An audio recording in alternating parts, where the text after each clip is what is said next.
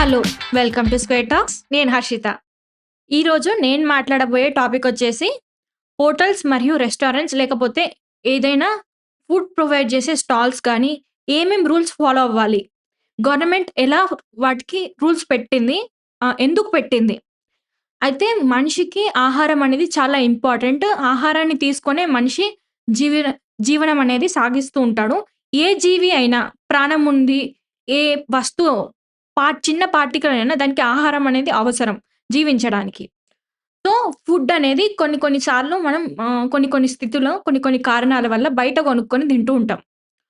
So, ఈ బయట కొనుక్కునే ఫుడ్డు మనకి ఇంకా కొత్త సమస్యలు తేకుండా, ఎలాంటి ఆరోగ్య సమస్యలు రాకుండా కొన్ని ఫుడ్ సేఫ్టీ రూల్స్ అనేది గవర్నమెంట్ ఇచ్చింది. అవేంటో చూద్దాం. ఫస్ట్ వచ్చేసి కిచెన్ అనేది శానిటైజ్‌గా, నీట్‌గా ఉండాలి. పెస్టిసైడ్, ఇన్సెక్టిసైడ్ ఆహ్, చెక్స్ అనేవి జరుగుతూ ఉండాలి రెగ్యులర్‌గా. వర్కర్స్ అందరూ శానిటైజ్ అయ్యి, గ్లౌజెస్ ధరించి, హెడ్ క్యాప్ పెట్టుకొని కిచెన్‌లోకి ఎంటర్ అవ్వాలి. కిచెన్ అనేది వెంటిలేటెడ్‌గా ఉండాలి. ఎవ్రీ డిష్ వండిన తర్వాత దాన్నంతా క్లీన్ చేయాలి. ఆ తర్వాత ఫుడ్ అనేది వండిన ఫుడ్‌ని చల్లదైతే కొన్ని డిగ్రీస్‌న, వేడిదైతే కొన్ని డిగ్రీస్‌న స్టోర్ చేయాలి. అది కొద్ది రోజుల వరకే స్టోర్ చేయాలి. కొద్ది సమయం వరకే స్టోర్ చేయాలి. అంతకంటే ఎక్కువ ఎవరు కొనలేదంటే దాన్ని పడేయాలి తప్ప వేరే వాళ్ళకి అమ్మగూడదు. ఎందుకంటే అలా స్టోర్ చేయడం వల్ల రకరకాల కెమికల్స్ అనేవి రిలీజ్ అవుతాయి ఆ ఫుడ్‌లో. దాన్ని కన్జ్యూమ్ చేస్తే ప్రజలలో ఆరోగ్య సమస్యలనేవి ఒస్తాయి.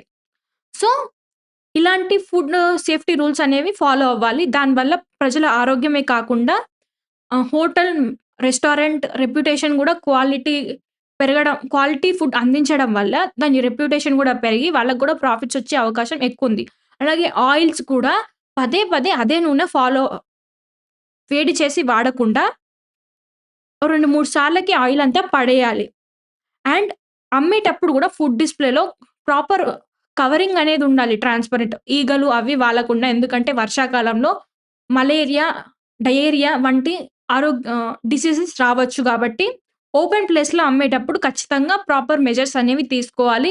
ప్యాకింగ్ పద్ధతిలో గూడా ప్రాపర్ ప్యాకింగ్ అనేది ప్లాస్టిక్ ఎక్కువ వాడకుండా వేడి వేడి ఫుడ్ ప్లాస్టిక్‌లో పెడితే కంటైనర్స్‌లో పెడితే అది ప్రాబ్లమ్ అయితది గాబట్టి, ఆ ఫుడ్ రియాక్ట్ అవుతది గాబట్టి proper containers, eco friendly containers లేకపోతే ఆహ్, ఇంకా వేరే ఆల్టర్‌నేటివ్ ఆప్షన్స్ అనేవి చూస్తూ ఉండాలి మనం. ఇలాంటి ఫుడ్ మెజర్స్ తీసుకోవడం వల్ల అటు రెస్టారెంట్‌కి, ఇటు మన ప్రజలకి రెండిటికి ప్రాఫిట్ అయ్యేలాగా మన గవర్నమెంట్ అనేది ఫుడ్ సేఫ్టీ రూల్స్ డిజైన్ చేసింది. Thank you. నెక్స్ట్ వీడియోలో మళ్ళీ కలుద్దాం.